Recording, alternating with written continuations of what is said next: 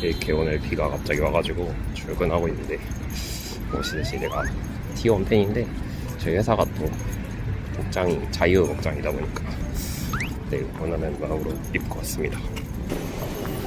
저희 회사 근처에 있는 역입니다. 방금처럼 이렇게 산리오 캐릭터 친구들이 아침마다 이렇게 반겨주는 곳이에요. 근데 출근길에는 사람이 너무 많아가지고 주변을 이렇게 찍을 수는 없는데 살짝 사람이 없으면 좀 찍어보도록 하겠습니다. 여기가 도로가 하나도 없거든요. 그럼 걷기 편하게도 있고 이렇게 카페도 있고 그렇습니다. 공부를 한다거나 책을 읽는다거나 친구랑 같이 와서 수다를 떨거나 하고 나서 회사에 가기도 합니다. 또 카푸치노를 좋아하기 때문에 카푸치노를 사왔습니다. 최근에 이런 책을 사가지고 읽고 있는데, 저희 회사 같은 경우는 이제 사원의 자기개발 측면에서 이제 책 같은 거 구입 비용을 좀 지원해 주고 있어요.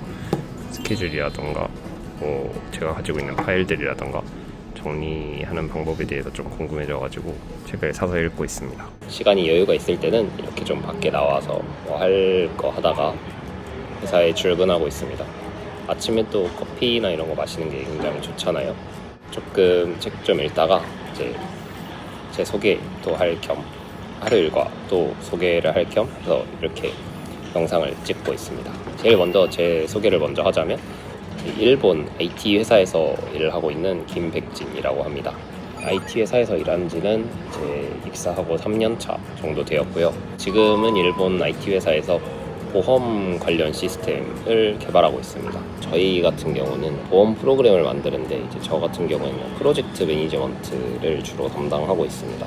프로그램을 만들기 위해서는 어떤 프로젝트를 진행하기 위한 그 담당이 있어야 되잖아요. 프로젝트가 잘 진행이 되고 있는지, 뭐 스케줄이라든지 자원이라든지 이런 것들을 어떻게 이제 투여하고 어떻게 관리를 해야 할지를 이제 관리하는 그런 직무를 맡고 있습니다. 거기에 더해서 직접적으로 개발을 하기도 하는 경우가 가끔 있기는 한데요. 거의 이제 스케줄을 관리한다거나 리뷰를 한다거나 그런 식으로 일을 하는 게 거의 대부분인 것 같아요. 일본에서 지낸 지는 그래도 워킹홀리데이를 1년 반 정도 했었어가지고 딱 합치면은 4년 정도 되어 가는 것 같아요. 저희 회사 같은 경우는 9시 출근해서 5시, 17시가 이제 정시입니다. 많은 분들이 궁금해하시는 게 이제 출사랑 재택일 텐데요.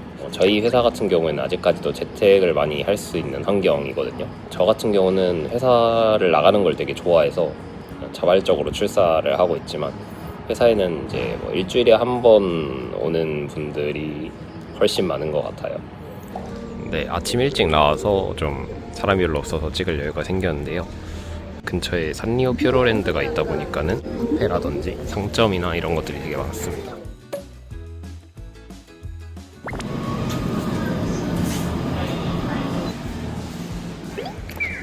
오늘은 점심시간에 날씨가 너무 좋아가지고 밖에 먹으러 나왔습니다. 한국에서 가져온 거고요. 날씨가 하늘이 참 좋아요. 일단 공원으로 이동을 하겠습니다. 원래는 제가 도시락을 싸서 다니는데 오늘은 날씨가 너무 좋아가지고 밖에 나왔습니다.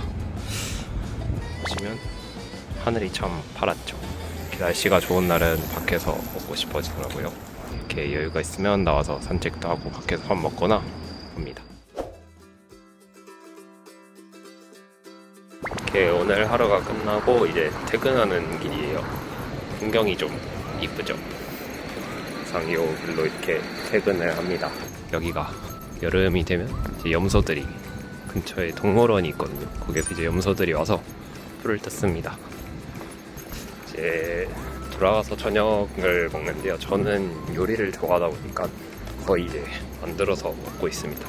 동기들이나 친구들 얘기 들어보면 외식하는 사람들이 더 많은 것 같더라고요.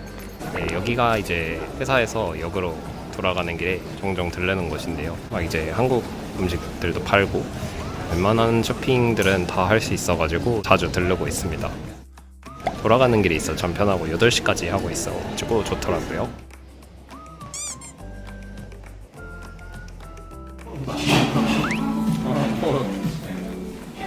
あ、乾杯でもしますか。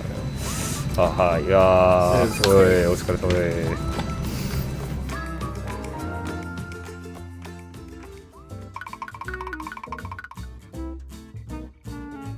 오늘은 주말에 잠깐 회사 근처 공원으로 왔는데요. 저는 회사를 좀 좋아하는 편이라서 그런지 주말에도 이렇게 회사 근처에 자주 옵니다. 이 공원이 되게 좋아가지고요. 공원 이제 도서관도 같이 있거든요. 도서관에서 보통 이렇게 카페가 있어가지고 공부를 하거나 합니다. 평일에도 회사가 좀 빨리 끝나면 여기 와서 공부를 하거나 주말에는 좀 자주 옵니다. 아마 제가 만든 이 동영상은 일본 취업을 생각하고 계시는 분들이 많이 보게 될 거라고 생각하는데요. 그래서 이제 일본 취업을 생각하시는 분들에게 좀 팁이 될 수 있는 부분들을 드리려고 합니다. 처음에 이제 제가 이제 이력서를 작성했을 때는 보통 이력서를 작성할 때 어떤 내용을 적어야 할지 굉장히 많이 고민을 하게 되는데요. 이력서에는 너무 많은 내용을 적는 거는 좋지 않은 것 같아요. 좀 제가 지금까지 대학 생활까지 이제 해왔던 경험들을 쭉 나열해보고 한 2-3개 정도의 경험을 선적을 해서 그거를 중심으로 이제 잘 스토리를 적어 내려갈 수 있으면 그게 제일 베스트인 것 같습니다. 면접 시에는 솔직히 면접에서 어떤 질문이 나올지는 예상한다는 게 좀 어렵잖아요. 저 같은 경우에는 일단 저라는 사람이 어떤 사람인지, 내가 해왔던 활동들이 어떤 활동들이 있는지, 이제 나의 가치관, 사고 이런 부분들을 평상시에도 많이 생각을 해서 나에 대한 어떤 질문이 들어오든지 자연스럽게 대답할 수 있는 그런 사고를 가지고 있었던 것 같아요. 나에 대해서 조금 확실하게 이제 구체화하는 그런 시간을 가지면 좀 좋지 않을까 생각합니다. 다음으로 일본 취업을 준비할 때까지의 과정에 대해서 조금 얘기를 해볼게요. 저 같은 경우는 이제 신졸 채용으로 입사를 하게 되었는데요. 한국에서 이제 대학교 생활을 하고요. 3학년까지 대학교를 다니다가 중간에 워킹홀리데이로 일본에 잠깐 왔었다가 그리고 다시 돌아가서 4학년 과정을 하면서 이제 일본 취업 준비를 하고 4학년이 끝나기 전에 이미 취업처가 정해졌습니다. 그래서 그 뒤로 이제 1년은 그냥 좀 편하게 지냈던 기억이 있네요. 그렇게 해서 이제 졸업을 하자마자 바로 일본으로 오게 되었습니다. 처음으로 입사한 회사에서 지금까지 쭉 계속 다니고 있는 상태입니다. 저 같은 경우는 가장 중요한 게 이제 정보 수집이었던 것 같아요. 저는 이제 지인을 통해서 어떤 경로로 일본에 취업했는지 정보를 수집하고 저도 그 경로로 들어오게 되었는데요. 일본 취업을 할 때는 에이전트를 경유해서 취업을 하는 경우가 꽤 있다고 들었었어요. 그래서 저도 똑같이 에이전트를 활용하는 방법을 이제 공유를 받고 나서 해서 이제 취업을 시작하게 되었습니다. 마지막으로 제가 드리고 싶은 거는 이제 코트라에서 진행하고 있는 서비스 중에서 추천을 좀 해드리고 싶습니다. 제가 이제 코트라 일본 취업 카페에서 멘토로도 활동을 하고 있는데요. 멘토분들이 굉장히 일본 경험이 풍부하신 분들도, 저는 이제 3년밖에 안 됐지만 저보다 더 오랜 경험을 가지신 분들도 많고 더 구체적인 조언, 더 많은 다양한 조언들을 해주실 수 있는 분들이 많이 있습니다. 그리고 그런 멘토링 서비스들도 단순히 이제 카페 글이나 댓글로만 있는 게 아니라 오프라인이라든지 이렇게 줌을 통해서 이루어지는 경우들도 있거든요. 그런 부분들도 활용을 하시면 해외 취업을 하시는데 큰 도움이 되지 않을까 생각합니다.